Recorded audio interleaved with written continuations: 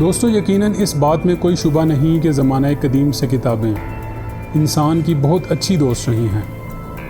بہت سے ملک ان کتابوں سے علم حاصل کر کے آج بھی ترقی کی راہوں پر گامزن ہیں۔ یقیناً علم و فنون سے بھری یہ کتابیں معاشرتی اقدار اور معاشی استحکام کا بہترین ذریعہ بھی ہیں، لیکن دوسری جانب بہت سی کتابیں انسانی بہراروی اور بے چینی کا باعث بنی ہوئی ہیں، اور ان کو پڑھ کر بہت سے لوگ بے سکونی اور کم علمی کے علاوہ کچھ حاصل نہیں کر سکے۔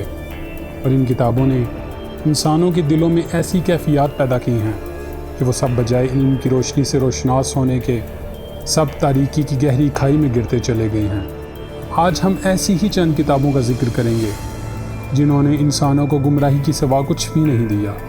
لیکن آگے بڑھنے سے پہلے آپ سے گزارش ہے کہ ہمارے چینل مرکی فیکٹ بز کو سبسکرائب کر لیں تاکہ ایسی انفارمیٹو ویڈیوز آپ کو بآسانی ملتی رہیں۔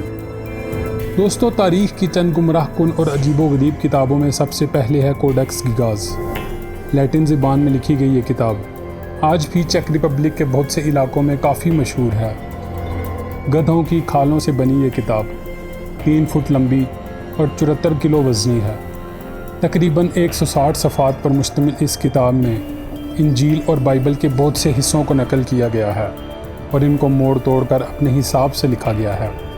اس کے علاوہ اس کتاب میں جادوگری اور جنات پر قابو پانے کے نسخے بھی بتائے گئے ہیں۔ یہی وجہ ہے کہ اس کتاب کو ڈیول بائبل بھی کہا جاتا ہے۔ ہسٹورینز کے مطابق اس کتاب کو لکھنے والا شخص ہرمن درکلس، جو کہ خود بھی کالے علم میں نہایت مہارت رکھتا تھا، انتہائی شیطانی ذہنیت کا حامل شخص تھا۔ اس کتاب کو آج بھی سویڈن کی نیشنل لائبریری میں سنبھال کر رکھا گیا ہے اور بہت سے لوگ اسے کافی مقدس سمجھتے ہیں۔ اس کے بعد آنے والی کتاب دا گرینڈ گریمور ہے۔ یہ کتاب بھی گمراہی میں اپنا ثانی نہیں رکھتی۔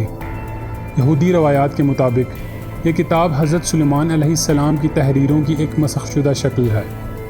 اس کا اصلی نسخہ ویٹیکن سٹی میں آج بھی اپنی اصلی حالت میں موجود ہے۔ کالے علم سے بھری یہ کتاب، جس میں جنات اور اعصاب پر قابو پانے سے متعلق بہت سی باتیں درج ہیں، یہودی نظریات کے مطابق اس کتاب پر آگ اثر نہیں کرتی اور نہ ہی اس کتاب کو تباہ کیا جا سکتا ہے۔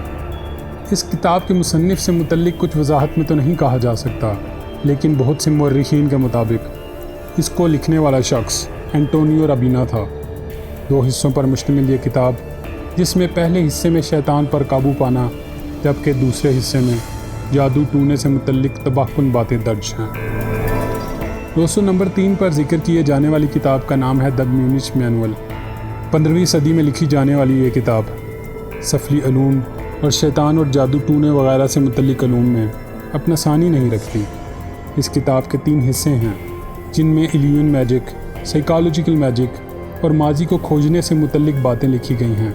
اس کتاب کی سب سے حیران کن بات اس میں درج شدہ جادو ٹونے کے مختلف طریقے ہیں، جن میں کسی شخص کو جادو کے ذریعے اپنے قابو میں کرنے سے لے کر اس کی زندگی کو تباہ کرنے کے طریقوں تک کا ذکر موجود ہے۔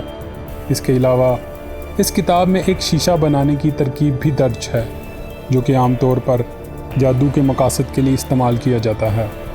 اس کتاب کا پورا نام دا میونچ مینول آف ڈیمونک میجک ہے، جس کا مطلب ہے ڈیمنز یعنی شیطانی عمل وغیرہ کے ذریعے کسی کو تباہ و برباد کرنا۔ دوستو اس کے بعد نمبر 4 پر ہے خطرناک ترین کتاب دا ووینچ مینسکرپٹ۔ دوستو دنیا کی سب سے پراسرار اور گمراہ کن کتابوں میں سے یہ ایک کتاب نہایت خطرناک ہے۔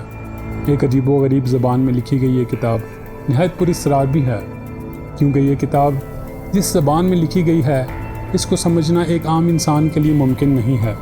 لیکن اگر یہ کہا جائے کہ کوئی بھی شخص اس کتاب کو مکمل طور پر سمجھ نہیں سکا تو یہ غلط نہیں ہوگا۔